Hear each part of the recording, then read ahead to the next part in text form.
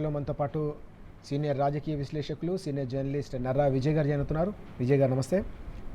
అలాగే మనతో పాటు బీఆర్ఎస్ ప్రధాన కార్యదర్శి సోమ భరత్ గారు కూడా లైవ్లో జాయిన్ అవుతారు. భరత్ గారు నమస్తే. ముందుగా విజయ్ గారు మీతో స్టార్ట్ చేస్తాను. అన్నిటికంటే ముఖ్యంగా మనం చూసాం, నిన్న బీఆర్ఎస్ వర్కింగ్ ప్రెసిడెంట్ కేటీఆర్ గారు కరీంనగర్లో పర్యటించారు. లోయర్ మానేర్ డ్యామ్ను సందర్శించిన సందర్భాన్ని మనం చూసాం. బీఆర్ఎస్ హయాంలో, కేసీఆర్ గారి హయాంలో కలకల్లాడింది, పూర్తిగా నిండు కుండలాగా ఉన్న ఎల్ఎండి వెలువెల్లబోతున్న సందర్భం. ఈ క్రమంలోనే పెద్ద ఎత్తున ఆయన ధ్వజమెత్తారు. ఎన్డీఎస్ఏ నివేదికను బూచిగా చూపి ఇప్పుడు కాళేశ్వరం నీటిని ఎత్తిపోయడానికి ముఖ్యమంత్రి వెనకంజ వేస్తూ ఉన్నారు. ఇది కేవలం కాంగ్రెసే కాదు, బీజేపీ, ఈ రెండు పార్టీలు కలిసి తెలంగాణ రైతుల గొంతుకొస్తున్నాయని ధ్వజమెత్తిన సందర్భం మనకు కనిపిస్తూ ఉంది. ఎట్లా చూడాల్సిన అవసరం ఉంది? ఓవైపు కాళేశ్వరం వద్ద, కన్నెపల్లి వద్ద వేల క్యూసెక్ల నీరు వృధాగా తరలిపోతున్న తెలంగాణ రైతుల గొంతెడుతున్న ఈ దుర్భరమైన పరిస్థితిని మనం ఎట్లా అర్థం చేసుకోవాల్సిన అవసరం ఉందంటే ఏం చెప్తారు? జనరల్గా ఎక్కడ ఊర్లలో చూసినా రైతాంగము ఏం చేస్తుందంటే, పంట పొలాలు పారుతుంటే తన పొలంలో నుంచి నీళ్ళు ఇంకో పొలంలోకి పోనీయకుండా చూసుకుంటారు, తన పొలాలను పారించుకుంటారు. ఇది జనరల్ సూత్రం. ఒకవేళ చిన్న కరువు ఉండి ఇబ్బంది ఉంటే కూడా రైతులు ఏం చేస్తారంటే పక్క పొలాన్ని అడిగో నీళ్ళు పెట్టుకుంటుంటారు. ఇంకా అంత కాకపోతే ఇంకా కొంతమంది మొత్తం ఎండిపోతుంటే తెలియకుండా, పక్క రైతుకు తెలియకుండా కూడా ఆ నీళ్ళని వాడుకునే ప్రయత్నం చేస్తారు. పంట పండించుకోవడానికి చేసే ప్రయత్నం కొంచెం అడగకుండా కూడా చేశారు. ఇక్కడ సిచ్యువేషన్ ఎట్లుందంటే, రేవంత్ రెడ్డి సిచ్యువేషను, నీళ్లు తన పొలాలను ఎండబెట్టి, తనకు సంబంధించిన ప్రజల పొలాలను ఎండబెట్టి ఆంధ్రాకు నీళ్లు పంపిస్తున్నాడు. ఇది ఎక్కడ ఏ రాజ్యంలో కానీ ఏ వ్యక్తి కానీ చెయ్యనటువంటి ద్రోహం. నీకు నీళ్ళు లేకపోతేనని అనుకోవచ్చు. అరే, గోదావరిలో వరద బారుతుంటే అవి ఎత్తిపోసి ఆన్ చేస్తే నీకు పంట పొలాలకు నీళ్ళు వచ్చేటువంటి పరిస్థితి నుంచి నువ్వు ఆంధ్రాకు నీళ్ళు వదిలే ప్రయత్నం చేస్తున్నావు. నీళ్ళు ఎత్తిపోస్తే ఇతరులకు ఎక్కడ పేరు వస్తుందని ఒక మొండితనంతో, ఒక ఇగోతోటి చేస్తున్నటువంటిదే తప్ప తెలంగాణ ప్రజల జీవన విధానాన్ని, తెలంగాణ ప్రజల వ్యవసాయాన్ని, తెలంగాణ రైతులకు, అదే ఒక రైతుల పంట కాపాడాలి అనే ఒక ఏమాత్రం సోయి కానీ, తెలంగాణ ఆలోచన కానీ లేనటువంటి విధంగా ముఖ్యమంత్రి వ్యవహరిస్తున్నటువంటిది కనిపిస్తుంది. నిపుణులు, అనేక మంది ఇరిగేషన్ నిపుణులు, విద్యుత్ నిపుణులు, ఇంజనీర్లు చెప్తున్నటువంటి విషయం, బాబు ఇప్పుడు కనుక నీళ్ళు ఎత్తిపోయకపోతే ఈ జూలై ఆగస్టులో కూడా విపరీతమైనటువంటి కరువే ఉండేటట్టుంది, వర్షాలు పడలేనటువంటి సిచ్యువేషన్ కనిపిస్తుంది, వాతావరణ శాఖ చెప్తుంటే ఇప్పుడు కనుక ఎత్తిపోయకపోతే విద్యుత్ రంగం కూడా సంక్షోభంలోకి పోయే పరిస్థితి ఉన్నది. విద్యుత్ రంగంలో నీకు ఎన్టీపీసీ కావచ్చు, జెన్కో కావచ్చు, నువ్వు కనుక ఎత్తిపోయి నీళ్లు అందియకపోతే అక్కడి నుంచి థర్మల్ పవర్కి కావలసిన నీళ్లు కనుక ఎల్లంపల్లి నుంచి అందియకపోతే విద్యుత్ ప్రొడక్షన్ ఆగిపోతుంది.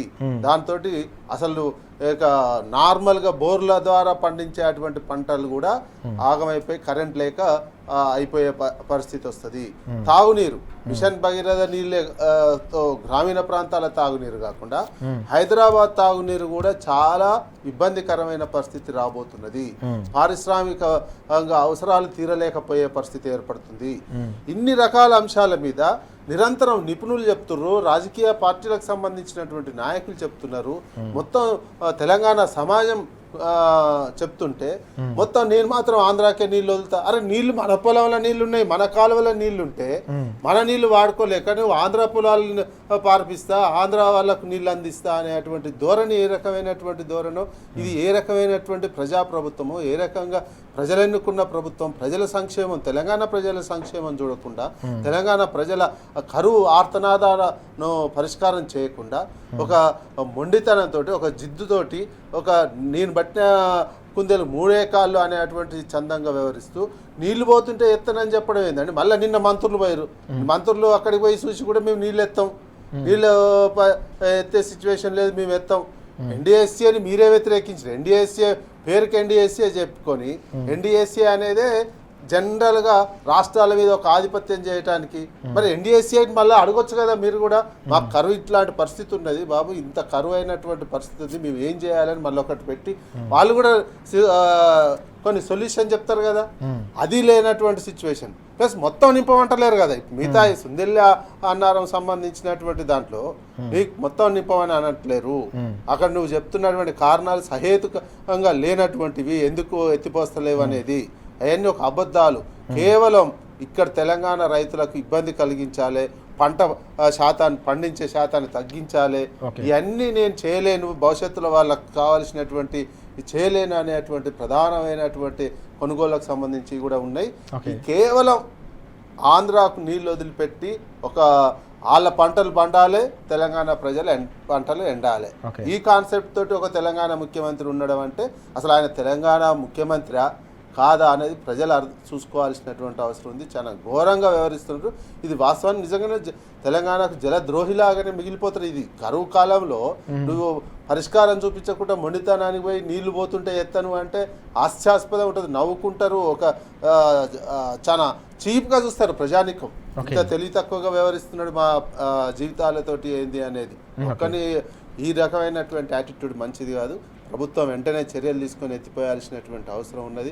ఇంకా ఇదే ఉంటే మళ్ళీ వరద తగ్గిపోతుంది. నెక్స్ట్ ఇంకొక కొద్ది రోజులు ఉంటే ఇవన్నీ ఇప్పుడు ప్రతిపక్షాలు చెప్పాలి, నిపుణులు చెప్పాలి అని కాదండి, కామన్ సెన్స్గా ఎవరున్నా ఇవన్నీ మే జూన్ ఆ టైంలోనే మొత్తం రెడీగా పెట్టుకొని ఫస్ట్ వరద రాగానే లిఫ్ట్ చేసి నార్మల్కి ఇచ్చేటువంటి సిచ్యువేషన్ ఉంటుంది. తాగునీరుకి ఇబ్బంది లేకుండా చూసుకునేది.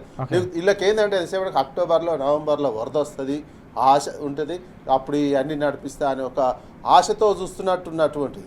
వస్తే రావచ్చు, వరద వస్తే రావచ్చు, కానీ ఇప్పుడైతే కరువు ఇవన్నీ అయితే ఇబ్బంది లేకుండా ప్రజలు సాఫీగా వెళ్ళిపోయేటువంటి సిచ్యువేషన్ ఉంటుంది కదా. కరువు ఇబ్బంది ఉద్దేశపూర్వకంగా తెచ్చిన కరువు ఇది. కరువు సహజ సిద్ధంగా ఉన్నప్పటికీ మనకు వాటర్ ఉండి కూడా వినియోగించుకోకుండా నీ యొక్క జిజ్జు కోసము, నీ యొక్క యుగో కోసము తెలంగాణ రైతాంగాన్ని, ప్రజానికాన్ని నరికేసేటువంటి పరిస్థితి తెలంగాణ రాష్ట్రంలో తీసుకొచ్చినటువంటి వ్యక్తి ముఖ్యమంత్రి అనేది అర్థం చేసుకోవాల్సినటువంటి అవసరం ఉంది. చాలా కీలకమైన అంశాలు చెప్పారు విజయ్ గారు. చర్చలో మనతో పాటు బీఆర్ఎస్ ప్రధాన కార్యదర్శి సీనియర్ నాయకులు సోమ భరత్ గారు కూడా జాయిన్ అవుతున్నారు. భరత్ గారు నమస్తే. భరత్ గారు, చాలా కీలకమైన అంశాలు మనం చూస్తూ ఉన్నాం. తెలంగాణ వ్యాప్తంగా కూడా తీవ్రమైన కరువు సంక్షోభ పరిస్థితులతో రైతాంగం అల్లాడుతున్న సందర్భం మనం చూస్తున్నాం. కన్నపల్లి వద్ద 1000 క్యూసెక్కుల నీరు వృధాగా పోతున్నా ప్రభుత్వం మాత్రం నీటిని ఎత్తే ప్రసక్తి లేదన్నట్టుగా చాలా స్పష్టంగా చెప్తున్న సందర్భం రైతాంగంలో ఆగ్రహం కట్టలు తెంచుకుంటుంది. ఈ క్రమంలోనే నిన్న కేటీఆర్ గారు స్వయంగా ఎల్ఎండిని సందర్శించారు. బీఆర్ఎస్ హయాంలో కలకల్లాడిన ఎల్ఎండి ఇప్పుడు వెలవెల్లబోతున్న సందర్భం కరీంనగర్లో. నిన్న ఆ వేదికగానే ఆయన చాలా స్పష్టంగా చెప్పారు. ఇటు కాంగ్రెస్ అటు బీజేపీ, గతంలో ఎన్డీఎస్ఏ నివేదిక పేరిట తెలంగాణ ప్రజలను మభ్యపెట్టిన బీజేపీకి కూడా ఈ మొత్తం కరువులో కావచ్చు, రైతుల కష్టాల్లో పాత్ర ఉంది. 2 ఢిల్లీ పార్టీలు కలిపి తెలంగాణ రైతుల గొంతుకొస్తున్నాయని చెప్పేసి ధ్వజమెత్తిన అంశాలు కూడా మనకు కనిపిస్తూ ఉన్నాయి. ఎట్లా చూడాలి ఓవరాల్గా రోజు రోజుకు తీవ్ర రూపం దాలుస్తున్న ఈ కరువుకు సంబంధించిన పరిస్థితులు, రైతాంగం ఎదుర్కొంటున్న కష్టాలను మనం ఎట్లా అర్థం చేసుకోవాలి?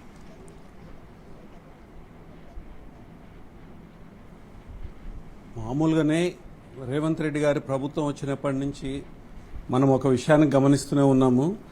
మాటల ద్వారానే కాకుండా చేతల ద్వారా కూడా తెలంగాణ అస్తిత్వానికి దెబ్బతీసే విధంగా తెలంగాణ వనరులని తెలంగాణ ప్రజలకు కాకుండా ఆయన స్వప్రయోజనాల లేకపోతే ఇంకెవరికైనా తెలంగాణ ప్రజల్ని బలిపెట్టి ఇంకెవరికైనా నీళ్లు ఇవ్వాలనే కోరిక, గురుదక్షిణ, ఇవన్నీ ఏది మనకు అవసరం లేదు. ఒక విషయం చాలా స్పష్టంగా తెలుస్తున్న విషయం ఏంటంటే తెలంగాణ యొక్క ప్రయోజనాలకి పూర్తిగా, తెలంగాణ రైతాంగ ప్రయోజనాలకి పూర్తిగా వ్యతిరేకంగా ఇవాళ ఇక్కడ రాష్ట్ర ప్రభుత్వం నడుం కట్టుకొని మరీ తెలంగాణ ప్రయోజనాన్ని పణంగా పెట్టి ఆంధ్ర ప్రాంతానికి, తర్వాత గోదావరి కావేరీ అనుసంధానం అనే పేరు మీద, ఇంతకు మునుపు మద్రాసుకి నీళ్ళు అనే పేరు మీద ఎన్టీ రామారావు గారి హయాంలో తెలుగు గంగా ఒక 50 టీఎంసీలకని మొదలుపెట్టి మొత్తం నదిని మళ్లించకపోయిన సందర్భాన్ని మనం చూసాము. తెలంగాణ హక్కులకి పూర్తిగా భిన్నంగా తెలంగాణకి కృష్ణా నుంచి రావాల్సిన వాటాకి వ్యతిరేకంగా ఆ రోజు నీళ్ళన్నీ కూడా ఆంధ్రాకి తీసుకొని పోయినారు. ఈరోజు ఇవాళ ఈ బనకచెర్ల తర్వాత కావేరి గోదావరి లింక్ పేరు మీద గోదావరి నీళ్లు మనకి ఇంకా ఒకే ఒక నీటి వ్యవస్థ, సాగునీటికైనా తాగునీటికైనా మనం రక్షించే ఒకే ఒక వ్యవస్థ గోదావరి నది.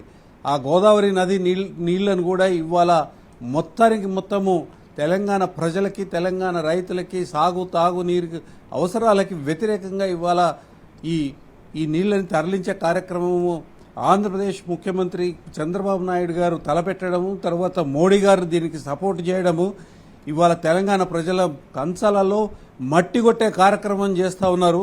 దాంట్లో ఈ తెలంగాణ ప్రభుత్వం తెలంగాణ ప్రజల యొక్క ప్రయోజనాలు కాపాడకుండా తెలంగాణ ప్రజల ప్రయోజనాలకు వ్యతిరేకంగా ఇవాళ నీటిని తరలించేదానికి సహకరించడం అనంటే, తెలంగాణ ప్రజలకు వ్యతిరేకంగా సహకరించడం అనంటే ఇది చాలా ఘోరమైన విషయము. అన్నిటికన్నా ముఖ్యమైన విషయం ఏంటంటే ప్రజల నుంచి ఈ వ్యతిరేకత వస్తుందని ముందే ఏదో ఒక సందర్భాన్ని క్రియేట్ చేసుకుని మేధావులని, తర్వాత రిటైర్డ్ ఇంజనీర్లని బెదిరించడము, దాని మీద మాట్లాడకుండా చేయడము, తర్వాత రక్తాలు పారినా సరే ఈ తెలంగాణ నీటిని బయటకు పంపిస్తాననే ఉద్దేశాన్ని ప్రకటించడం ఇది ఘోరమైన విషయం. ఇది కంచె చేను మేసే పద్ధతుల్లో ఇవాళ ప్రజల యొక్క ప్రయోజనాల్ని కాపాడే దానికోసం ఉండాల్సిన ప్రభుత్వం ప్రజల యొక్క ప్రయోజనాల, తెలంగాణ ప్రజల యొక్క ప్రయోజనాలకు వ్యతిరేకంగా పనిచేస్తూ ఎవరి ప్రయోజనాలకు ఆ ప్రయోజనాలు పక్క రాష్ట్రం ప్రజలకు జరిగి,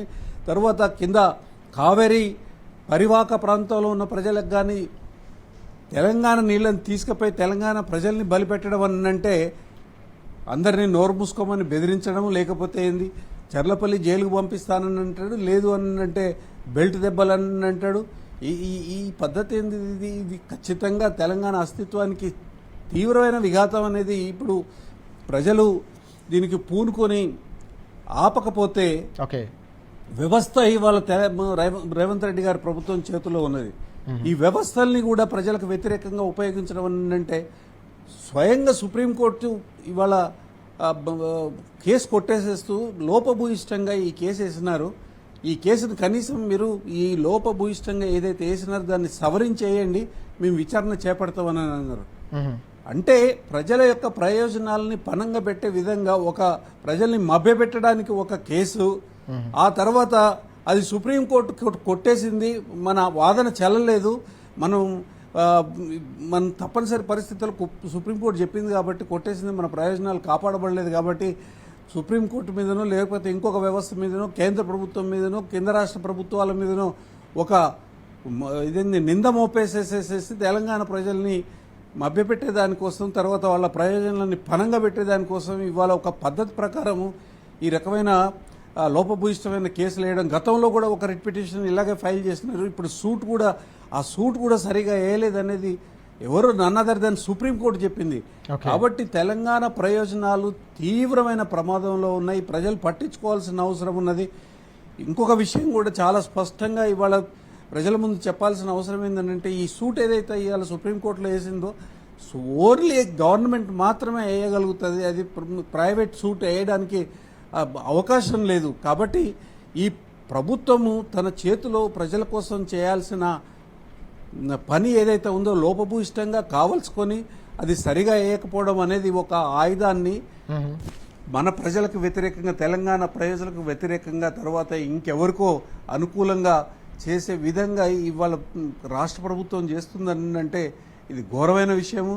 తర్వాత ఎల్నినో పరిస్థితుల్లో ఇవాళ ఉన్న నీళ్ళని ఒడిచి పట్టుకోవాల్సిన పరిస్థితి ఉంటే ఆ ఉన్న నీళ్ళని కూడా పోనిచ్చి రేపొద్దున సాగునీరుకి ఏం చేస్తారు, తాగునీరుకి ఏం చేస్తారు, తర్వాత రైతులు ఏం కావాలి. 70% ప్రజానీకం వ్యవసాయం మీద ఆధారపడి ఉన్న రాష్ట్రం ఇది.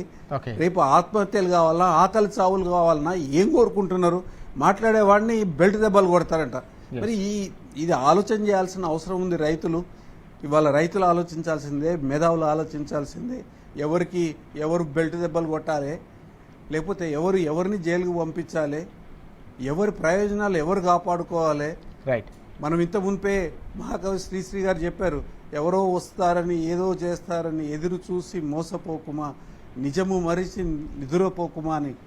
ఎంత గొప్పగా ఈనాటికి కూడా దాన్ని అడాప్ట్ చేసుకోవాల్సినంత గొప్ప మాట శ్రీశ్రీ గారు చెప్పింది ఏదైతే ఉందో ఇవాళ అదే స్ఫూర్తితోని ఇవాళ కేసీఆర్ గారి నాయకత్వంలో కొట్టడాల్సిన అవసరం ఉంది, రైతులు మేల్కోవాల్సిన అవసరం ఉన్నది. రైట్ ఎందుకనంటే భవిష్యత్తు అంధకారం చేసే కార్యక్రమం చేస్తూ ఉన్నారు. రైట్ ఇంత మునుపు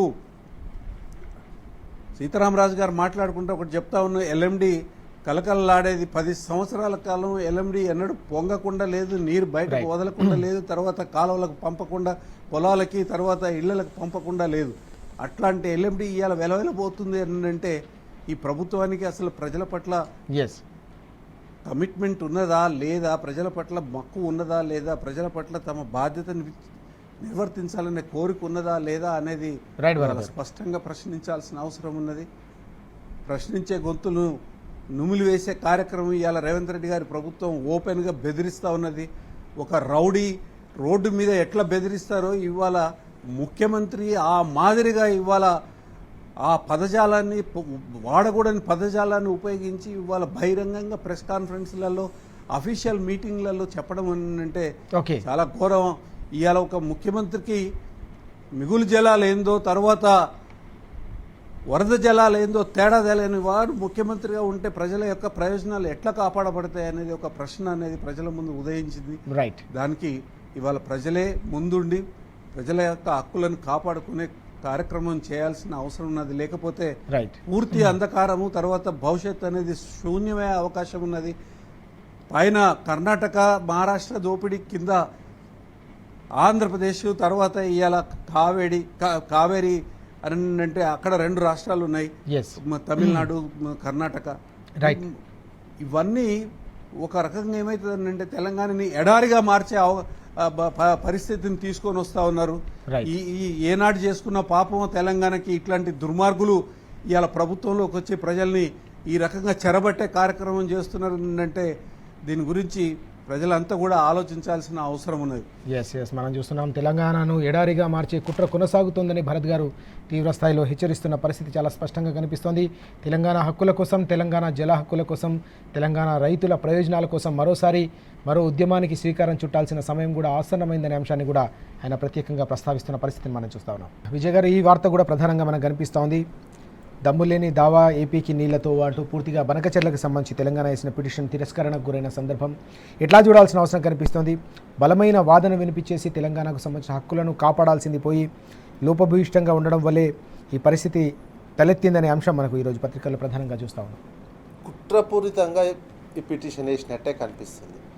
మొత్తం ఆదిత్యనాథ్ దాసు, చంద్రబాబు నాయుడు గైడెన్సు, చంద్రబాబుకు సంబంధించినటువంటి రిటైర్డ్ న్యాయమూర్తులే కావచ్చు, ఇంకెవరైనటువంటిది కావచ్చు, ఆయనకు సంబంధించినటువంటి వాళ్ళు ఉన్నారు కొంతమంది. వీళ్ళందరి ప్లాన్ తోటి ఈ రకమైన కుట్ర జరిగినట్టు కనిపిస్తుంది. అరే నువ్వు జనవరిలో ఒక పిటిషన్ వేస్తే తిరస్కరిస్తే నువ్వు మళ్ళీ మార్చిలో పిటిషన్ వేసినావు 131 ప్రకారము, అదన్నా పర్ఫెక్ట్ వేయాలి కదా. తెలుస్తుంది నువ్వు మళ్ళీ ఇక్కడ ఉన్నది ఎవరు, ఏజీ ఉంటాడు, నీకు తోపు అడ్వకేట్లు ఉంటారు, కోట్లు ఖర్చు పెట్టుకున్నటువంటి వాళ్ళు ఉంటారు, అలా తెలుసు కదా. డిఫెక్ట్ పిటిషను ఇంటెన్షనల్లీ చేసారు, డిలే చేయాలి, వాళ్ళకి అవకాశం కల్పించాలి, చంద్రబాబు నాయుడికి అవకాశం కల్పించాలి. అందుకోసం ఈ డిఫెక్ట్ పిటిషన్ వేసినాం. గద్దలేదండి జిరాక్స్ కాపీలు ఇన్ని ఇవ్వాలి అనేది ఎవరికైనా తెలియకుంటుంటుంది. ఇంత పెద్ద కోర్టు, సుప్రీంకోర్టులో ఇన్ని చూసిన వాళ్ళు, ఇదంతా చూసిన వాళ్ళు, అడ్వకేట్ జనరల్ అభిషేక్ సింగ్ మనవి, ఇంత పెద్ద అడ్వకేట్లు అంతా చూసిన వాళ్ళు 4 కాపీలు జిరాక్స్లు తీసి ఇవ్వాలనే విషయం తెలియకుండా ఉంటుంది ఎవరికైనా. అంటే కావాలని ఆ చిన్న విషయాన్ని మీరు ఉద్దేశపూర్వకంగా మిస్ చేసిర్రు. వాళ్ళు ఇది చేస్తే అది టెక్నికల్ అంశం పెట్టి గతం మళ్ళీ 2-3 నెలలు పోయింది అనుకో, వాళ్ళ పోలవరం బనకచర్లు ఏం చేస్తారు, డిపిఆర్ తెచ్చుకుంటారు. డిపిఆర్కు వాళ్ళకు పూర్తి అవకాశం కల్పించడానికి కేంద్రానికి పక్క రాష్ట్రానికి మొత్తం తెలంగాణ ప్రభుత్వం సహకరిస్తుంది. ఈ ముఖ్యమంత్రిని ఎట్లా చేసిరంటే మన తెలంగాణ ఎంత చేసేసిరంటే చంద్రబాబు నాయుడు సినిమాల్లో బ్రహ్మానందం క్యారెక్టర్ లాగా చేసేసిరండి. ఒక హాస్యాస్పదంగా చేసి పడేస్తారు అన్ని విషయాల పట్ల మనల్ని. చాలా మన ఆత్మగౌరవాన్ని, మనకు సంబంధించినటువంటి నీళ్ళని, మనకు సంబంధించినటువంటి అస్తిత్వాన్ని ఇట్లాంటి ముఖ్యమంత్రిని ఉండడం వల్ల వాళ్ళు మొత్తం మనల్ని అంత గౌరవంగా ట్రీట్ చేస్తున్నటువంటి సిచ్యువేషన్. అరే పోలవరం బనకచర్లకు నీకు నీళ్ళే లేవు, సోర్సు అందుకని ఏది కేటాయించిన నీళ్ళు లేకపోతే ఛత్తీస్గఢ్ నుంచి వాళ్ళు వాడుకుంటలేరు అని ఉత్తుత్తగా ఆ డిపిఆర్ అప్రూవల్ కోసమే ఎందుకు ఇవన్నీ ఇంజనీర్లు రిటైర్డ్ ఇంజనీర్లు చెప్తున్నటువంటిది టెక్నికల్ నిపుణులు చెప్తున్నటువంటి అంశమే లేనటువంటి దాన్ని వాళ్ళకు డిపిఆర్ అప్రూవల్ కోసమే నువ్వు ఇదంతా చేస్తున్నావు. గోదావరి కావేరి లింకు పెట్టడం లింకు సోర్స్ కూడా అది మన సమ్మక్క సారక్క కానీ ఇచ్చంపల్లి నుంచి కానీ సోర్స్ ఉండాల్సినటువంటి దాన్ని పోలవరం సోర్సుకు మార్చి నీళ్లు పోలవరం నుంచి అటు తీసుకుపోయేటువంటి ఆంధ్ర నుంచి తీసుకుపోయి కావేరికి కలుపుతామని ఈడ కథలు ఏం చెప్తున్నారు. నిన్న మీటింగ్ ముఖ్యమంత్రి కూడా మళ్ళీ ఏమంటున్నారు, మనకు 43 టీఎంసీలు ఇస్తాయి, గోదావరి బనకచర్ల వల్ల మనకు 43 టీఎంసీలు వస్తాయి ఈ లింకు తోటి అని మన నీళ్ళు మనకే ఇచ్చి మన హక్కు అది ఎట్లాగో నీకు తీర్పు వచ్చినా గోదావరి ట్రిబ్యునల్ వేసినా ఏది ఇచ్చినా నీకు ఆ 43 టీఎంసీలు అనేది మన హక్కుగా రావాల్సిన దాన్ని నీ నీళ్ళు నీకే ఇచ్చి పాలమూరు రంగారెడ్డికి ఎన్ఓసి ఇస్తారట. గోదావరిలో 43 టీఎంసీలు కావేరీ లింకులో నీకు ఇచ్చినట్టు అవి మన నీళ్ళు రావాల్సినటువంటివే పాలమూరుకు ఎన్ఓసి ఇస్తారట. దానికి దీనికి లింక్ పెట్టి నీ నీళ్ళు నీకే ఇచ్చి అదనంగా రావాలి నీకు అదనంగా రావాల్సినటువంటి లేకుండా నీ నీళ్ళు నీకే ఇచ్చి నీకు ఎన్ఓసి ఇచ్చి దానికి మనకేదో సాయం చేసిండనే బిల్డప్ రేవంత్ రెడ్డి చెప్పుకుంటున్నటువంటిది ఈ డిఫెక్ట్ పిటిషన్ ఇంటెన్షనే అది. వాళ్లకు బనకచర్లకు డిపిఆర్ తయారు చేసుకోవటానికి కావలసిన సమయం కోసమే కుట్రపూరితంగా చంద్రబాబు నాయుడు అంటే మనల్ని ఎవరు పరిపాలిస్తున్నారో అర్థం చేసుకోవాలి. తెలంగాణ సమాజం అర్థం చేసుకోండి. మనం ఎన్నుకున్నటువంటి ముఖ్యమంత్రి పరిపాలించటం లేదు. మొత్తం ప్రతి విషయం ఇరిగేషన్ల విషయంలో కావచ్చు, అస్తిత్వం విషయంలో కావచ్చు, నిధుల విషయంలో కావచ్చు, ఇంకే రకమైనటువంటి హైదరాబాద్ విషయంలో కావచ్చు పూర్తిగా వెనక నుంచి వేరే వాళ్ళు చంద్రబాబు నడుపుతున్నారు. ఇది తెలంగాణ సమాజం అర్థం చేసుకోవాల్సినటువంటి అవసరం ఉంది. దీనికి బీజేపీ కేంద్రంలో ఉన్న బీజేపీకి పూర్తిగా ఈ ముఖ్యమంత్రి సహకరిస్తున్నారు. దానికి చంద్రబాబు ఎట్లా చెప్తే అట్లా వింటున్నారు. ఆయనకు అప్పచెప్పి 2 రాష్ట్రాలలో ఏదైనా పెద్ద నిర్ణయం తీసుకోవాలి, విధాన నిర్ణయం తీసుకోవాలంటే చంద్రబాబు అనుమతి కావాలి, ఆయన ఎన్ఓసి ఇవ్వాలి. తెలంగాణ విషయంలో ఆయన ఎన్ఓసి ఇవ్వాలి. కిషన్ రెడ్డి జల్తలేదు, రేవంత్ రెడ్డి జల్తలేదు. చంద్రబాబు ఎన్ఓసి ఇస్తేనే ఏ అంశం మీదనైనా హైదరాబాద్ విషయంలో కావచ్చు, తెలంగాణ విషయంలో కావచ్చు కేంద్రం అడుగులేస్తుంది. ఆయన మాత్రం బ్లాక్మెయిల్ చేసి, ఎందుకంటే ఆయన చేతుల్లో కేంద్ర ప్రభుత్వం ఉంది. మన తెలంగాణ ఉన్నటువంటి ఎంపీలు మనకు సంబంధించినటువంటి అస్తిత్వం ఉన్నటువంటి వాళ్ళ చేతుల్లో లేవు. 8 కాంగ్రెస్ 8 బీజేపీ ఇచ్చినటువంటిది కనిపిస్తుంది. మొత్తం వాళ్ళకు అనుకూలంగా వ్యవహరిస్తూ తెలంగాణ అన్యాయం చేస్తారు. ఈ డిఫెక్ట్ పిటిషన్ తోటి బనకచర్లకు డిపిఆర్ తయారు చేసుకోవడానికి కావలసిన సమయం ఇచ్చి అప్రూవల్ అయినాక అప్పుడు సుప్రీంకోర్టుకి ఇస్తే ఇదేమంటుంది అప్పుడు చూడాలి. ఇక అన్నీ గాల్లో దీపంలాగా పెట్టి మనల్ని అన్యాయం చేస్తున్నటువంటి విషయాన్ని తెలంగాణ సమాజం గ్రహించాల్సినటువంటి అవసరం ఉంది. ఇంత ద్రోహపూరితమైనటువంటిది ఎవరైనా ఇంత పెద్ద ప్రొఫెషనల్స్ పెట్టుకొని డిఫెక్ట్ పిటిషన్ వేసిరంటేనే వాళ్ళ ఎంత కుట్రబుద్ధో అర్థం చేసుకోవాల్సినటువంటి అవసరం ఉంది. మనం చూస్తున్నాం ప్రజాక్షేత్రంలో ఓవైపు తెలంగాణ రైతులకు అన్యాయం చేయడంతో పాటుగా బలహీనమైన పిటిషన్లు వేసి బలహీనమైన వాదనలు వినిపించి తెలంగాణ రైతుల గొంతు కోస్తా ఉంది ఈ ప్రభుత్వం అని చెప్పేసి విజయ్ గారు కూడా మండిపడుతున్న అంశం మనకు ప్రధానంగా కనిపిస్తూ ఉంది. సోమా భరత్ గారు, మీరు ప్రముఖ న్యాయవాదిగా ఉన్నారు. అనేక కీలకమైన కేసులు అనేక సందర్భాల్లో గౌరవ న్యాయస్థానాల్లో మీరు వాదించిన సందర్భాలు మేము చూసాం. ఈ క్రమంలోనే ఈ బనకచర్లపై తెలంగాణ పిటిషన్ తిరస్కరణ అంశాన్ని ఎట్లా చూడాల్సిన అవసరం కనిపిస్తుంది. ఈరోజు పత్రికల్లో కూడా కీలకమైన కథనాలు వస్తూ ఉన్నాయి. బలహీనమైన వ్యాజ్యం, అనేక లోపాలతో వ్యాజ్యం వేశారు, అందుకోసమే తిరస్కరణ గురైందనే ఒక అంశం కూడా ప్రధానంగా పత్రికల్లో కనిపిస్తూ ఉంది. మీ అంచనా ఏంటి, మీ విశ్లేషణ ఏంటి? ఓవరాల్గా ఈ ఇష్యూని మీరు ఎట్లా చూస్తారు? ప్రభుత్వం అనే దానికి పూర్తిగా సాధనా సంపత్తి ప్రభుత్వానికి ఉన్నట్టుగా ఒక ప్రైవేట్ దావాదారికి ఉండదండి కోర్టుల ముందు. తర్వాత ప్రభుత్వానికి ఒక వ్యవస్థ ఉంటుంది, లీగల్కి సంబంధించిన పెద్ద వ్యవస్థ ఉంటుంది. ఇవాళ ఏం చేసినారో మనం ఒకసారి పరిశీలిస్తే ఎంత హాస్యాస్పదంగా, ఎంత యథాలాపంగా, ఒక పట్టింపు లేని పద్ధతుల్లో ఇవాళ ఎవరికో ఉపయోగపడేదానికోసం తప్ప ఒక ప్రభుత్వం చేసే పద్ధతి కాదు. తెలంగాణ ప్రభుత్వము దానికి ఒక అడ్వకేట్ జనరల్ ఉంటాడు, అడ్వకేట్ జనరల్ ఆఫీస్ ఉంటుంది. తర్వాత సుప్రీంకోర్టు వ్యవహారాలు చూసుకునేదానికి ఢిల్లీలో ఒక వ్యవస్థ ఉంటుంది. తర్వాత పదుల సంఖ్యలో మంచి లాయర్లు ఉంటారు. తెలంగాణ యొక్క ప్రయోజనాలు కాపాడుకునేదానికి తెలంగాణ ప్రభుత్వం నియమించిన లాయర్స్ సుప్రీంకోర్టులో ఉంటారు. ఇక్కడ వీళ్ళు చేసింది ఏంటి అని అంటే 14-15 మంది ప్రతివాదులు ఉంటే దాంట్లో కొంతమందికి మాత్రమే నోటీసులు పంపించారు. ఈ నోటీసులు కూడా అందలేదు కాబట్టి ప్రతివాదులకి నోటీసులు అందకుండా మేము విచారణ చేపట్టలేము. అది కూడా సుప్రీంకోర్టు రిజిస్ట్రీ ఒక నోటు పెట్టింది, ఇందులో ప్రతివాదులకి నోటీసులు పంపించలేదు కాబట్టి ఇప్పుడు ఇది విచారణకి యోగ్యం కాదు, దీన్ని మీరు పరిశీలించాల్సిందిగా వాళ్ళు విజ్ఞప్తి చేశారు. ఎవరికి? జడ్జెస్కి. ఓకే.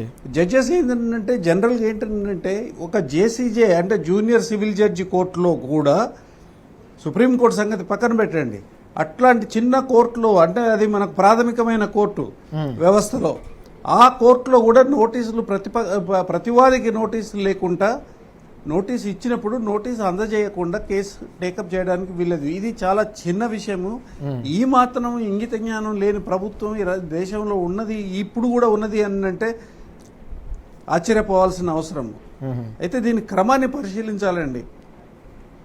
ఇదే ఇప్పుడు ఈ బనకచర్లకు సంబంధించి అప్పుడు గతంలో ప్రజలు బాగా వ్యతిరేకత, ప్రతిపక్షాలు, తర్వాత బీఆర్ఎస్ పార్టీ ముందుండి దీన్ని కోర్టుకు తీసుకుపోయి ప్రయోజనాలు, తెలంగాణ ప్రజల రైతుల యొక్క ప్రయోజనాలు కాపాడాలనేది ఆ రోజు డిమాండ్ చేస్తే, ఇవాళ వేయాల్సిన సూటు ఆ రోజు వేయకుండా ఒక రిట్ పిటిషన్ తప్పుడు దావా వేశారు.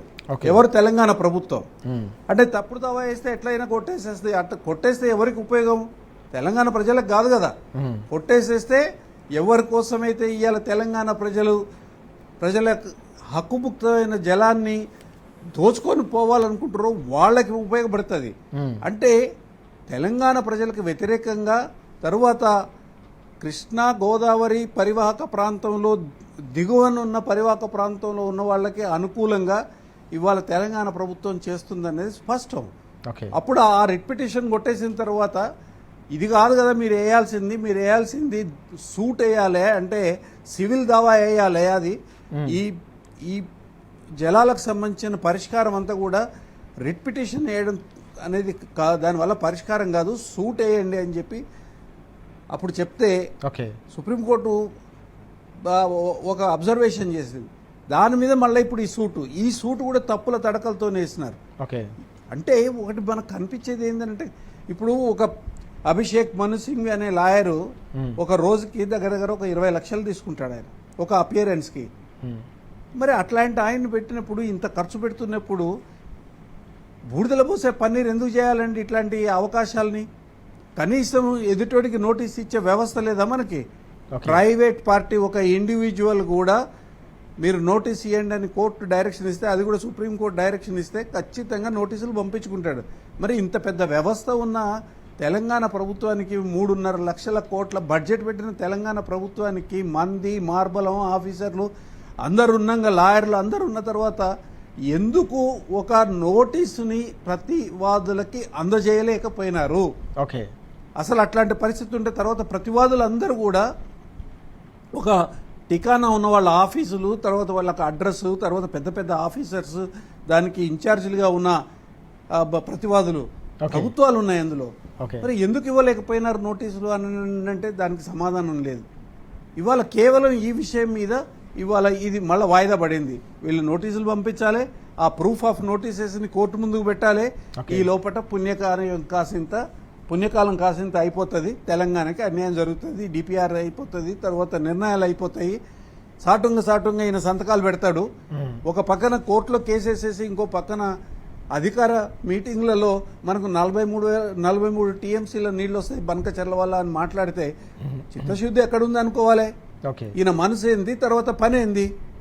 మనసుకి క్రియకి ఎక్కడ సంబంధం లేకుండా చేస్తున్నాడు అంటే ప్రజల్ని మోసం చేసే దానికోసం ఇది ఒక డ్రామా చేస్తున్నాడు అనేది, కోర్టుని ఈయన రాజకీయ డ్రామాకి ఉపయోగించుకుంటుండనేది స్పష్టంగా, ప్రజల్ని మోసం చేయడానికి ఉపయోగించుకుంటుందనేది స్పష్టంగా కనిపిస్తూ ఉన్నది. ప్రజల యొక్క ధనాన్ని దుర్వినియోగం చేసి ఇవాళ ఈ కోర్టు డ్రామాని చేయడం అనేది, అది కూడా విలువైన సుప్రీంకోర్టు సమయాన్ని వేస్ట్ కూడా చేయడం. ఇది ఎందుకంటే ఒక పిటిషన్ కూడా సరిగా దాఖలు చేయలేని ప్రభుత్వం అయ్యాలా, ఒక నోటీస్ కూడా ప్రతివాదులకు అందజేయలేని ప్రభుత్వం అయ్యాలా.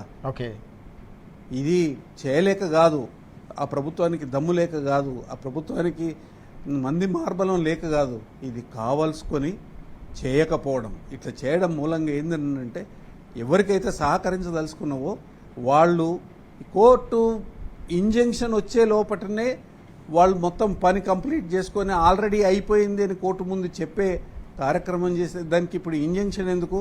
దానికి మొత్తం మీరు వినండి, టోటల్ సూట్ డిసైడ్ అయ్యేదాకా మీరు మధ్యంతర ఉత్తర్వులు ఇవ్వద్దు, ఈ లోపల మేము దోసుకపోవాలని వాళ్ళ కార్యక్రమానికి, మనకు వ్యతిరేకంగా చేసే కార్యక్రమానికి ఊతమిచ్చే పద్ధతుల్లో ఇవాళ తెలంగాణ ప్రజల యొక్క ప్రయోజనాలకి రక్షించాల్సిన ప్రభుత్వము ఇవాళ ఫ్రీగా తెలంగాణ ప్రజల యొక్క ప్రయోజనాలకు వ్యతిరేకంగా ఉన్న వాళ్ళకి ద్వారాలు తెచ్చి వాళ్ళకి అవకాశాలు కల్పించడం అంటే ఎంత ఘోరం అండి, ఎంత చేతగాంతనం, ఎంత మోసం ఇది. ఇవాళ రక్షించాల్సిన వాడే ఇవాళ మనకి తెలంగాణ ప్రజలకి మోసం చేస్తూ ఉంటే చెప్పకుండా కూర్చోవలసిన సమయం కాదు. ఇవాళ ఖచ్చితంగా ఇవాళ మన ప్రయోజనాల్ని మనం కాపాడుకోవాలి. 10 సంవత్సరాల స్వర్ణయుగాన్ని ఇవాళ దగ్ధం చేసే కార్యక్రమం చాలా దూరం తీసుకుపోయినారు. ఇవాళటికైనా మేల్కోవాల్సిన పరిస్థితి, మేల్కోకపోతే మన కంచాలలో మట్టి బూడిద తప్ప వేరే ఏమీ మిగలదు.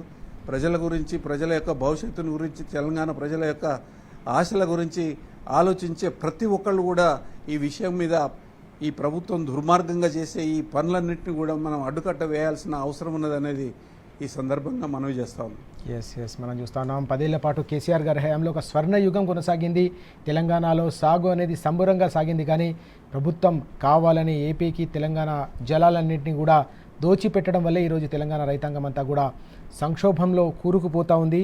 అన్ని రకాల అడ్డదారులు తొక్కి అన్నదాతను పూర్తిగా సంక్షోభంలోకి కూరుకుపోయేలా చేస్తున్న ఈ సర్కారు పైన తప్పకుండా, ముఖ్యమంత్రి పైన తప్పకుండా మరో పోరాటం చేయాల్సిన అవసరం ఉందనే అంశాన్ని ప్రధానంగా భరత్ గారు ప్రస్తావిస్తున్న పరిస్థితిని మనం చూస్తున్నాం. విజయ్ గారు కూడా అవే కీలకమైన అంశాలు ఇప్పటివరకు ప్రస్తావించిన పరిస్థితి మనకు కనిపించింది. ఇక విజయ్ గారు మనం చూస్తా ఉన్నాం, ముఖ్యమంత్రి వ్యాఖ్యల నేపథ్యంలో నిన్న బీఆర్ఎస్వి ఆధ్వర్యంలో పెద్ద ఎత్తున తెలంగాణ భవన్ వేదికగా రక్తదాన శిబిరాన్ని నిర్వహించారు. రైతుల కోసం, గతంలో తెలంగాణ కోసం ప్రాణత్యాగాలకు కూడా సిద్ధపడ్డాం, తెలంగాణ రైతులను కాపాడుకునేందుకు రక్తదానానికి సిద్ధమని చెప్పేసి నిన్న పెద్ద ఎత్తున తెలంగాణ భవన్ వేదికగా వారంతా కూడా రక్తదానం చేసిన సందర్భం ఎట్లా చూడాల్సిన అవసరం కనిపిస్తుంది? ఓవరాల్గా ఈ ఇష్యూ అంతా కూడా ఈ ఇష్యూ అంతా మనం తెలంగాణకు సంబంధించినటువంటి పోల్చి చూసినట్లయితే ఒరిజినల్ తెలంగాణ ఎవరు, తొత్తుల తెలంగాణ ఎవరు అనేది ఈ ఇష్యూ తోటి చాలా క్లియర్గా అర్థమవుతుంది. ఒక మానసికంగా ఒక ముఖ్యమంత్రి ఒక ప్రతిపక్ష రాజకీయ పార్టీల నాయకులకు సంబంధించి పొలాలలో మీ రక్తం జల్లాలి, అది కూడా వాళ్ళ కోసి అంటే అసలు ఒక ముఖ్యమంత్రి ఈ ప్రజాస్వామ్యంలో ఉన్నమా? నీ ఒక నియంత్రణలో ఒక ఉత్తర కొరియా ఉన్నటువంటి అధ్యక్షుడు కూడా ఇట్లాంటి మాటలు మాట్లాడాడు. ప్రత్యర్థులకు సంబంధించినటువంటి కోసి పంట మీద రక్తం చల్లడం అంటే దాన్ని ప్రతిపక్ష పార్టీగా ఉన్నటువంటి వాళ్ళు ఒక స్పోర్టివ్గా తీసుకొని ఇంకా స్వయంగా వాళ్ళే రక్తదానం చేస్తున్నటువంటి సిచ్యువేషన్. మా రక్తాన్ని చల్లు, కాకపోతే నీళ్ళు ఇవ్వ అనేది అది ఒక స్పోర్టివ్గా తీసుకొని వాళ్ళు ఒక ఉద్యమం లాగా చేస్తున్నట్టు. అంటే ఒరిజినల్ తెలంగాణ వాళ్ళు ఎట్లున్నారు, నువ్వు ఒక ప్రభావితమై ఒక చంద్రబాబు నాయుడు చేతుల్లో ఉండి ఆంధ్రాకు నీళ్ళు ఇస్తున్నటువంటివి, ఆంధ్ర సోయితో పనిచేస్తున్నటువంటి ముఖ్యమంత్రి ఏ రకంగా ఉండనేది మనం పోల్చి చూస్తే తెలుస్తుంది. ఒక ఈ రకమైన ఒక శాడిస్టిక్ మనస్తత్వం, బూతులు తిట్టడము. అసలు బూతులు ఎట్లా అంటే ప్రెస్ కాన్ఫరెన్స్ అయిపోయిన తర్వాత దిగినాక కూడా ప్రతిపక్ష పార్టీ నాయకుల మీద ఇంకెక్కువ బూతులు తిడుతున్నారు జర్నలిస్టులు చెప్తున్నటువంటి విషయం. ఇంత అసహనము ఇవన్నీ దేనికి సంకేతం? నువ్వు ఎంతసేపటికి నువ్వు ఒక ముఖ్యమంత్రి పోస్టుగా చేస్తున్నటువంటి తెలంగాణకు అదనంగా నీళ్ళు ఎట్లు ఇస్తాము, ఏం చేయాలి అనే కరువును ఎట్లు ఎదుర్కొంటున్నాం అనేది పరిష్కరించాల్సింది పోయి బూతులతోటి, ప్రతిపక్ష పార్టీల నాయకుల రక్తాలతోటి వాళ్ళు దానం చేశారు. ప్రతిపక్ష పార్టీకి సంబంధించినటువంటి రక్తంతో అయితే పంటలు పండవు కదా. ఎంత మూర్ఖమైనటువంటి ఆలోచన, ఏ రకమైన ఇది అసలు తెలంగాణ సమాజంలో లేనిది. ఈయనే వేరే గ్రహం నుంచి వచ్చింది, అసలు హ్యూమన్ బీయింగ్ లాగా లేనటువంటి వ్యక్తినా ఆ రకంగా ఓ ముఖ్యమంత్రి వివరించిన దీన్ని వేరే తిరిగా ఒక సైకోలు వేరే తిరిగి కూడా తీసుకుంటారు. కోయడం అంటే ఏంది? చంపడం అనే అర్థం కదా. దాన్ని తీసుకొని సైకోలు కూడా ముఖ్యమంత్రి అంటున్నాడు మేమే ఏదైనా చేయొచ్చు అనేటువంటి నేర ప్రవృత్తిని కూడా పెంపొందించినటువంటి విధంగా పరిపాలన చేయమంటే శాంతి భద్రతలు కాపాడకుండా నీళ్ళు ఇవ్వకుండా సైకోలను పెంచేటువంటి పరిపాలన చేసేటువంటి ముఖ్యమంత్రి తెలంగాణకు అవసరమా అని ప్రశ్నించుకోవాల్సినటువంటి అవసరం ఉంది. రైట్ రైట్ మనం భరత్ గారు ఎట్లా చూడాల్సిన అవసరం ఉంది? మనం చూసాం ఇటీవల సీఎం చేసిన వ్యాఖ్యల నేపథ్యంలో నిన్న తెలంగాణకు సంబంధించిన బీఆర్ఎస్వి విద్యార్థి విభాగం ఆధ్వర్యంలో పెద్ద ఎత్తున రక్తదాన శిబిరం నిర్వహించారు. తెలంగాణ రైతుల పంటలు ఎండుతూ ఉన్నాయి, మా రక్తం తీసుకోండి, తెలంగాణ రైతులకు నీళ్ళు ఇవ్వండి అని చెప్పేసి వారంతా కదం తొక్కిన సందర్భం తెలంగాణ వ్యాప్తంగా రైతాంగం అంతా కూడా దీనిపై చర్చించుకుంటున్న పరిస్థితి కూడా కనిపించింది. ఎట్లా చూడాలి ఈ కీలకమైన ఇష్యూ? రక్తం కళ్ళ చూసే కార్యక్రమం ఇవాళ రేవంత్ రెడ్డి తెలంగాణ రక్తం తెలంగాణ పొలాలకి నీళ్ళు సాగునీరు ఎందుకు రక్తం పారిస్తే చాలు అన్న మాట ఏదైతే ఉన్నదో చాలా ఘోరమైన మాట. ఇవాళ కత్తి పరాయాడిది, ఇవాళ ఆ కత్తిని ఉపయోగించి రక్తం కళ్ళ చూసేది మాత్రం ఇవాళ ఇక్కడ ఉన్న ముఖ్యమంత్రిది. రక్తం స్పష్టమైన ఒక పరిస్థితి కనిపిస్తూ ఉన్నది. గోదావరిలో నీళ్లు కిందకి వెళ్ళిపోతాయి, మానేరు డ్యాంలో మాత్రం నీళ్లు ఉండవు, ఎండిపోతుంది. గోదావరి నీళ్లు లక్షల టీఎంసీలు కిందకి వెళ్ళిపోతాయి, మానేరు డ్యామ్ లక్షల క్యూసెక్కులు కిందకి వెళ్ళిపోతాయి, మానేరు డ్యామ్కి మాత్రం నీళ్లు రావు. అంటే ఏ రకమైన పరిస్థితి ఇవాళ ఉన్నది ఇవాళ అర్థం చేసుకోవాలి. ప్రజలు అడిగితే నీళ్ళెందుకు, రక్తం బారిస్తే సరిపోదా? ఏమి ఇదంతా ఒక అరాచకంగా, తర్వాత రాజ్యాంగ వ్యతిరేకంగా. మనకు రాజ్యాంగము 1950లో రాజ్యాంగం అమల్లోకి వస్తే ఇవాళ ఏందండి 2026, 76 సంవత్సరాల తర్వాత రాజ్యాంగ పరిపాలనలో ఏ ముఖ్యమంత్రి అయినా నీళ్ళెందుకు రక్తం పారిస్తే చాలు కదా అని మాట్లాడిన సందర్భం నాకైతే ఎక్కడ కనిపించలేదండి. ఇది చాలా ఇన్హ్యూమనే కాకుండా చాలా ఇది నేరపూరితము, తర్వాత ఒక క్రిమినల్ లాంగ్వేజ్ ఇది. ఈ క్రిమినల్ లాంగ్వేజ్ని ఎందుకు వాడుతున్నారు? బెల్ట్ దెబ్బలు, నేరపూరితము, జైలుకు పంపిస్తా, విచారణ లేదు. విచారణ ద్వారా వచ్చిన ఏ రకమైన నిర్ధారణ చేయగలిగిన ఒక సాక్ష్యాలు కానివ్వండి, ఆధారాలు కానివ్వండి, తర్వాత ఒక నిర్ణయం కానివ్వండి, ఒక విచారణ వ్యవస్థ నిర్ణయం, కోర్టు ముందు పెట్టే నిర్ణయం, ఛార్జ్షీట్ కానివ్వండి, అట్లాంటిది ఏది లేకుంటే చర్లపల్లి జైలుకు పంపించలేదు. అసలు ఆ వ్యక్తికి ఇప్పుడు శ్యాంప్రసాద్ రెడ్డి గారిని ఆయన నీటి కోసము ఆయన అందరితోని నిర్ముఖమాటంగా కొట్లాడిన వ్యక్తి. ఆయన అంత గొప్ప సీఎం కేసీఆర్ గారే వారు వ్యతిరేకంగా మాట్లాడిన రోజుల్లో కూడా వారిని గౌరవించి సముచితమైన మర్యాద ఇచ్చి మాట్లాడిన సందర్భం నాకు ఒక విషయంలో చాలా బాధ అనిపిస్తుందండి. ఆ రోజుల్లో మరి మీరంతా ఉద్యమ కాలంలో మీరంతా బయట ఉన్నవాళ్లే కదా, తర్వాత ఉద్యమ తర్వాత తెలంగాణ డెవలప్మెంట్ అప్పుడు కూడా మీరు సభ్య సమాజంలో స్వేచ్ఛగా మాట్లాడిన వాళ్లే కదా. ఇవాళ కోదండరామ్ గారు, ఎమ్మెల్సీ కోదండరామ్ గారు శ్యాంప్రసాద్ రెడ్డి గారిని బెల్ట్ దెబ్బలు తర్వాత జైలుతోని బెదిరించినప్పుడు కనీసం మాట్లాడకపోవడం ఏందండి? ఓకే, అంటే మిమ్మల్ని కొనేసినరా, లేకపోతే మీ నోట్లు బలవంతంగా మూసేసినరా, లేకపోతే మీకు ఇండివిజువాలిటీ లేదా? ఏం మాట్లాడండి ఆయన ఏం మాట్లాడాడు? శ్యాంప్రసాద్ రెడ్డి గారు మాట్లాడింది ఏంది? తెలంగాణ ప్రయోజనాల గురించి మాట్లాడాడు. ఓకే, తెలంగాణ ప్రయోజనాల గురించి మాట్లాడితే ఆయనని ఎవరు తిడతారండి? తెలంగాణ ప్రయోజనాన్ని పనంగా పెట్టేటోడు తిడతాడు. Right right. మరి ఇవాళ అది జరుగుతుంది అంటే తెలంగాణకు వ్యతిరేకంగా మాట్లాడుతున్న ముఖ్యమంత్రి అంటే అది కూడా హింసాపూరితంగా బెదిరిస్తున్నాడు అంటే ఒక వీధి రౌడీ బెదిరించిన పద్ధతుల్లో ఇవాళ ఆ లాంగ్వేజ్ని వాడడం, ముఖ్యమంత్రి వాడడం అంటే ఇవాళ బాధాకరమైన విషయం, ప్రజల్ని భయభ్రాంతులు చేసే విషయం ఇది. పౌర హక్కుల సమాజంలో పనిచేసినావు కదా నువ్వు, నీకు ఇంగిత జ్ఞానం లేదా? ఇంత మాత్రం బాధ్యత లేదా? మాట్లాడాలనే సోయి లేదా కోదండరామరెడ్డి గారు? మిమ్మల్ని ఏ రకంగా మేము ఇది చేయాలి, మిమ్మల్ని అంచనా వేయాలి? మీరేందో మీరు చెప్పుకోండి కనీసం. రైట్. ఇంత దుర్మార్గం ఉంటుందా? ఇంత వెనుముక లేని తత్వాన్ని ప్రదర్శిస్తారా మీరు? రైట్. మీరేంది? మీరు వచ్చిన పద్ధతి ఏంది, తర్వాత రాజకీయాల్లో మీరు ప్రొజెక్ట్ అయిన పద్ధతి ఏంది, ఇవాళ మీరు మౌనంగా కూర్చున్న పద్ధతి ఏంది? ఇది ఓకే, తెలంగాణ ప్రయోజనాలకి ఇంతకన్నా విఘాతం ఎక్కడైనా జరుగుతుందండి? రైట్. అన్ని వ్యవస్థలను ఉపయోగించుకొని తెలంగాణకు వ్యతిరేకంగా తెలంగాణ యొక్క నీటిని కొల్లగొట్టుకపోయే దానికోసం తెలంగాణ రాష్ట్రం ఏర్పడిన తర్వాత జరుగుతుందా ఎక్కడైనా? ఎస్, జరుగుతున్నది ఇవాళ. రైట్. ఈ జరుగుతున్న దాన్ని ఆపాల్సిన బాధ్యత లేదా మీరు? ఇది ఇవాళ తెలంగాణ మేధావులందరికీ ఒక ప్రశ్న, మరీ ముఖ్యంగా కుహానా మేధావులకి, మేధావుల ముసుగులో ఉన్న తొడేళ్లకి ఇది ఇవాళ ఒక ప్రశ్న. ఇది వాళ్ళు సమాధానం చెప్పుకోవాల్సిన బాధ్యత వాళ్ళకు ఉన్నది. రైట్. కాబట్టి వాళ్ళు తప్పనిసరిగా ఇవాళ తెలంగాణ సమాజానికి సమాధానం చెప్పుకోవాలి. ఈ రకంగా ముఖ్యమంత్రి గారు బిహేవ్ చేస్తూ ఉంటే నువ్వు నోరెందుకు మూసుకున్నావు? రైట్. నీలాంటి వాళ్ళంతా ఎందుకు నోరు మూసుకుంటున్నారు? ఆకునూరు మురళి గారు కానివ్వండి, కోదండ రామరెడ్డి గారు కానివ్వండి, ఇత్యాదులందరూ ఎందుకు నోరు మూసుకొని ఉంటున్నారు? దీని మీద ఎందుకు ప్రశ్నించట్లేదు? రైట్. ప్రశ్నించే ప్రభుత్వం ప్రజల్ని కాపాడే ప్రభుత్వాన్ని తీసుకొని వస్తామని చెప్పి ఎన్నికల ముందు మీరు ప్రచారం చేసి ప్రజల్ని మోసం చేసినారు కదా. రైట్. ఇవాళ సమాధానం చెప్పండి. ప్రశ్నించే వారిని ఏ రకంగా బెదిరిస్తుంటే, ముఖ్యమంత్రి బెదిరిస్తూ ఉంటే మీరు నోరెట్లా మూసుకుంటారు? రైట్. రైట్. రైట్. చాలా కీలకమైన అంశాలు కాబట్టి ఇవాళ ప్రతి ఒక్కళ్ళు కూడా ఈ విషయాల మీద రాజ్యాంగబద్ధంగా రైట్ నిరసన తెలపాల్సిన అవసరం ఉంది, ప్రతిక్రియను చేపట్టాల్సిన అవసరం ఉన్నది. బీఆర్ఎస్ పార్టీ, కేసీఆర్ గారి నాయకత్వంలోని బీఆర్ఎస్ పార్టీ వెనుక సమీకృతమై ఈ రాష్ట్రాన్ని మళ్ళీ ఈ రాష్ట్ర ప్రయోజనాల్ని కాపాడుకునే పోరాటంలో భాగం కావాల్సిన అవసరం ఉందనేది సుస్పష్టంగా కనిపిస్తూ ఉంది రాజు గారు. ఎస్, చాలా కీలకం, చాలా ఆవేదనతో కూడిన అంశాలు కూడా ప్రస్తావిస్తున్న పరిస్థితి. భరత్ గారు చాలా భావోద్వేగానికి గురవుతున్న సందర్భం కూడా కనిపిస్తూ ఉంది. కొట్లాడి తెచ్చుకున్న తెలంగాణ రాష్ట్రాన్ని కేవలం 12 ఏళ్ల కాలంలోనే మరోసారి కబలించే కుట్రలన్నీ కూడా కొనసాగుతూ ఉన్నాయి. అన్ని రకాలుగా కూడా విధ్వంసం అవుతోంది. వ్యవసాయ రంగం సంక్షోభంలో కూరుకుపోతోంది. రైతాంగం అల్లాడుతూ ఉన్నారు.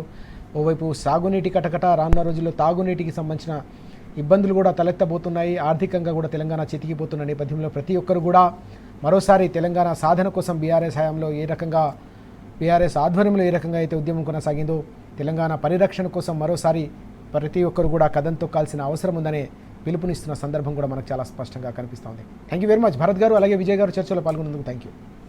ఇది వాటి వార్తలు వాస్తవాలు. నమస్తే.